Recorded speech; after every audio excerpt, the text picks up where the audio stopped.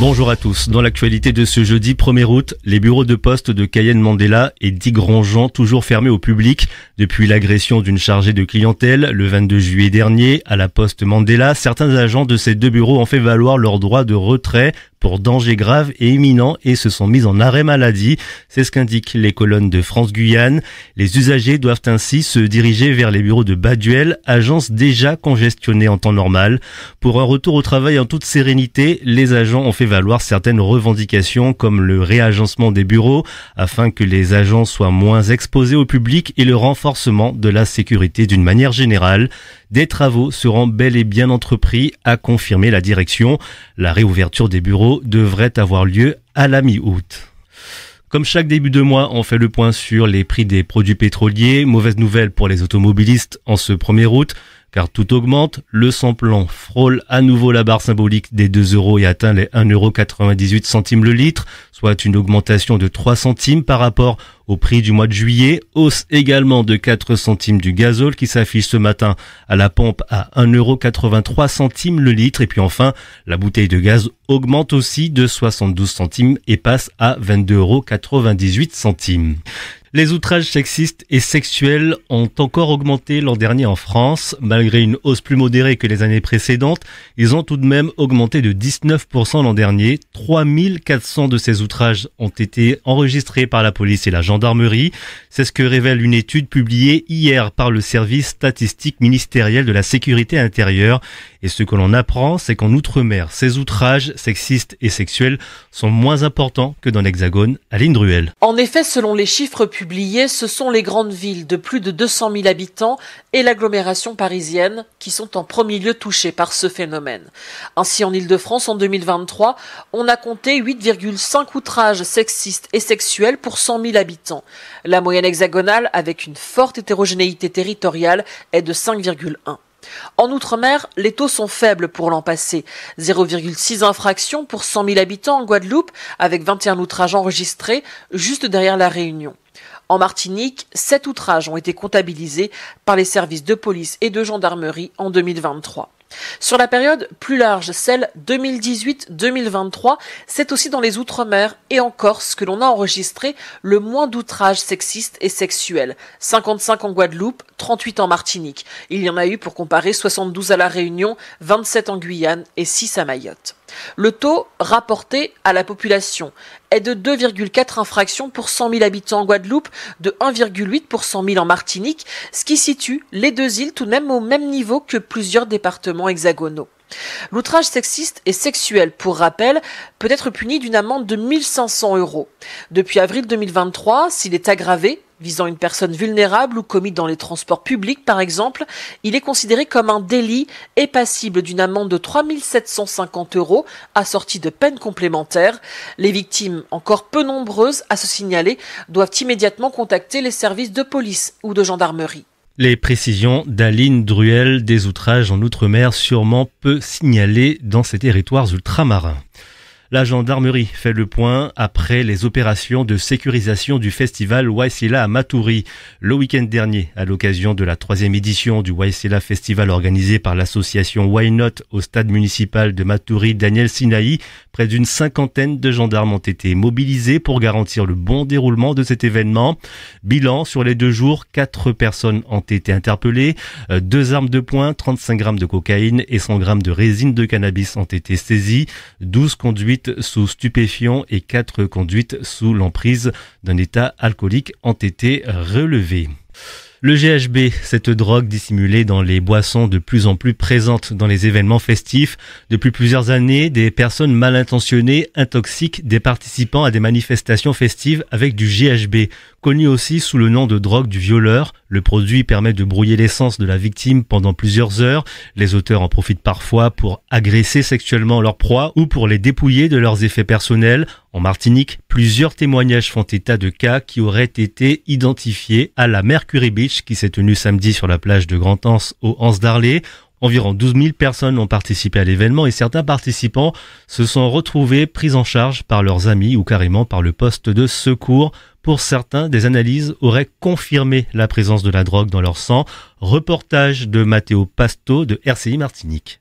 Je me souviens pas d'être montée sur un bateau, je me souviens, j'ai passé au moins 6 coups de fil. Et toutes ces personnes-là m'ont dit elles m'ont parlé, qu'on a discuté à la Mercury, je ne me souviens de rien. Plus aucun souvenir pendant plusieurs heures. Pour Alison, 19 ans, c'est le trou noir, jusqu'à qu'elle reprenne connaissance. Je me réveille avec la secouriste à côté de moi qui mettait des glaçons sur ma tête, m'aspergeait d'eau le visage. Je commence à essayer de discuter avec ma meilleure amie, mais je n'arrive pas à parler, je n'arrive pas à m'exprimer, j'ai beaucoup de mal. Je demande à ce qu'on appelle mes parents. Je comprenais rien, j'étais désorientée. Et j'étais au téléphone avec ma maman et ma maman ne comprenait rien. Je racontais n'importe quoi. À l'autre bout du fil, Ariane, sa mère, reçoit cet appel complètement désemparée. Elle m'a parlé de choses qui ne veulent rien dire, qu'elle va se coucher sur un banc, qu'elle m'aime. Elle s'est même disputée, elle a commencé à crier.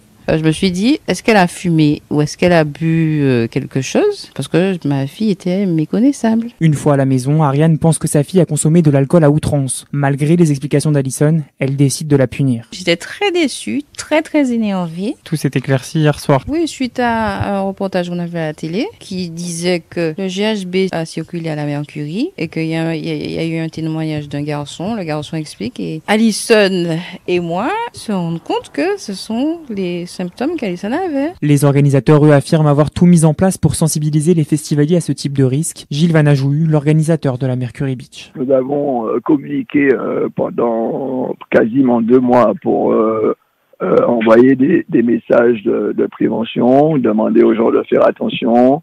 Et aujourd'hui, malheureusement, on n'est pas responsable de ce genre de dérive. Si aujourd'hui, les gens qui viennent sur des bateaux ne maîtrisent pas leur environnement et ne savent pas avec qui ils sont et que ce genre de personnes rajoutent des produits illicites dans leurs boissons, nous, organisateurs, on n'y est pour rien et on ne peut pas malheureusement contrôler ce genre de dérive. Cette affaire confirme une nouvelle fois que la drogue du violeur circule bel et bien dans les lieux de fête martiniquais. Si en soirée, vous pensez avoir été drogué, rapprochez-vous du staff ou contactez les secours, mais surtout, ne restez pas seul.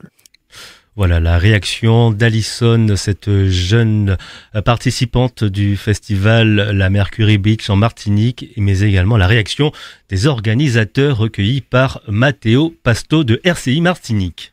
À Cayenne, d'importantes saisies de stupéfiants réalisées dans un squat. Hier, les policiers de la compagnie départementale d'intervention et l'unité canine ont mené une opération au sein du squat en Pigny. Avec Rafale, le chien spécialisé dans la recherche de produits stupéfiants, les policiers ont pu mettre la main sur 410 grammes de résine de cannabis, 105 grammes de cocaïne, d'une valeur totale de 11 500 €. Les stupéfiants ont été saisis puis transférés aux services compétents pour enquête et destruction. Et puis au Venezuela, Nicolas Maduro ne lâche pas le pouvoir. L'opposition appelle le pays à se mobiliser 5 jours après la réélection contestée du président Maduro. L'opposition appelle pour la première fois le Venezuela à se mobiliser alors que le régime refuse toujours de publier le décompte des voix. La situation se durcit. Un bilan qui atteint déjà 16 morts ce jeudi, des centaines de blessés et près de 1000 interpellations. L'opposition dénonce l'escalade répressive du régime de Caracas. Le chef de l'organisation des États américains va même demander à la Cour pénale internationale d'inculper Nicolas Maduro pour bain de sang.